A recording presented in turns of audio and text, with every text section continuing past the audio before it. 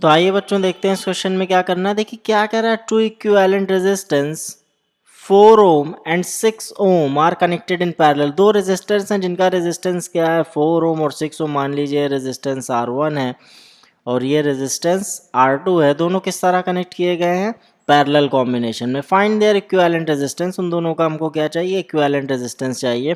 तो हम लोगों ने पढ़ा है कि मान लीजिए दो रेजिस्टेंस हैं इस तरह से, एक ये मान लेते हैं R1 और इसको क्या मान लेते हैं R2।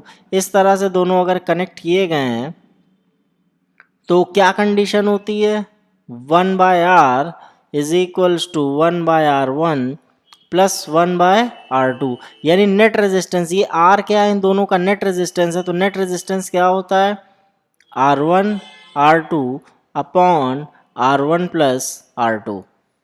तो हम लोग को यही नेट रेजिस्टेंस फाइंड करना है, क्योंकि ये दोनों रेजिस्टर किस तरह से कनेक्ट किए गए हैं, पैरेलल। तो पैरेलल यानी R1 आपको दे दिया कितना, 4 ओम, और R2 कितना दे दिया है, 6 ओम। अब जब पैरेलल कनेक्ट किए जाते हैं तो नेट रेजिस्टेंस की कंडीशन क्या है, ये पैरेलल कॉम्बिनेशन ऑफ रेजिस्टर्स है। तो 1/R is equal to 1/R1 plus 1/R2। तो इसको हम लोग क्या कर सकते हैं, इस तरह से भी लिख सकते हैं। तो देखिए क्या हो जाएगा, 1/R की वैल्यू कितनी है 4 और R2 की वैल्यू कितनी है 6। तो आइए एलसीएम ले लिया जाए। तो एलसीएम लेंगे तो क्या आएगा, देखिए इसको सॉल्व कर लेते हैं। 2 2 ज़ा 2 3 ज़ा 2 1 2 3 2 2 ज़ा 4 3 ज़ा 12 आया, यानी 3 प्लस 2 5/12। तो 1/R की वैल्यू कितनी आ गई, 5/12, यानी R कितना हो गया 12/5, यानी 5 2 ज़ा 10 5 4 ज़ा 20। यानी नेट रेजिस्टेंस क्या हो जाएगा 2.4 ओम। तो देखिए यही कैलकुलेट करना था। इक्विवेलेंट रेजिस्टेंस का मतलब नेट रेजिस्टेंस या रिजल्टेंट रेजिस्टेंस। तो रिजल्टेंट रेजिस्टेंस कितना हो जाएगा 2.4 ओम। आइए अगला क्वेश्चन देखते हैं। 4 resistors each of resistance 2 ohm are connected in parallel. अब देखिए 4 रेजिस्टर्स दे दिए गए हैं, 4 मतलब R1 R2 R3 R4, और ये चारों किसके बराबर है, 2 ओम के।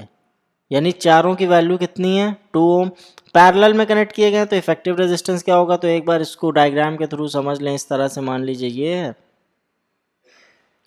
ये इस तरह से, और यानी ये हो गया आपका R1, ये हो गया R2, और ये हो गया R3, और ये हो गया R4। चारों की वैल्यू कितनी है 2 ओम। तो फिर से वही रिजल्टेंट कॉम्बिनेशन, मतलब रिजल्टेंट रेजिस्टेंस हमको निकालना है जब पैरेलल में कनेक्ट हो। तो क्या हो जाएगा 1/R1 plus 1/R2 plus 1/R3 plus 1/R4। तो R1 की वैल्यू 2 2 2 2।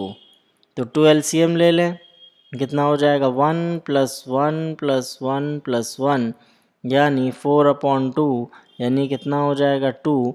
यानी 1/R की वैल्यू कितनी आ गई 2।